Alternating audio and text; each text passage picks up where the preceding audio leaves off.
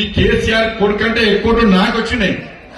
అందుకే సిరిసిల్లను ఎప్పుడు మర్చిపోను, సిరిసిల్లకు ఎప్పుడు అండగా ఉంటా.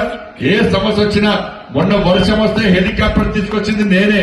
కేసీఆర్ కొడుకుపోయి హైదరాబాద్ ఉన్నాడు, అంతా అయిపోయినాక వచ్చి ఏదో ఉండదు అంతే కూరంతా అయిపోయాక ఖజామాకి ఎత్తారు కదా, అలా ఖజామా కొత్తిమీర కొండే అంటారు. కొత్తిమీర కొండలోకి వచ్చిండు, ఇట్లా చూసి పీకిండు ఆయన. హెలికాప్టర్ తెచ్చి తెప్పించిన వాళ్ళు నేను తెప్పించిన, ప్రజలను కాపాడింది ఎవరు నేను కాపాడినా. అక్కడ ఇబ్బంది పడవలకు ఆర్థిక సహాయం చేసింది ఎవరు నేను సహాయం చేసిన, ఆర్థికంగా నేను సహాయం చేసిన. నువ్వు రూపాయి ఇచ్చినావా వాళ్ళకన్నా? హెలికాప్టర్ పట్టుకొచ్చినావా?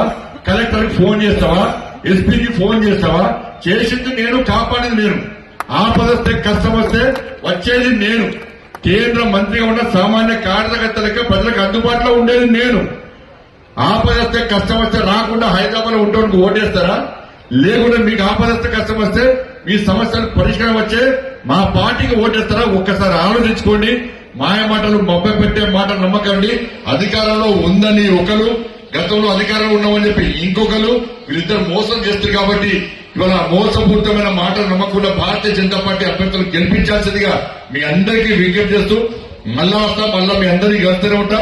మీ అందరి ఆశీర్వాదం కోసం మా ఊరు కూడా వస్తానని చెప్పి మీ అందరికీ విజ్ఞప్తి చేస్తూ సకినాల పండుగ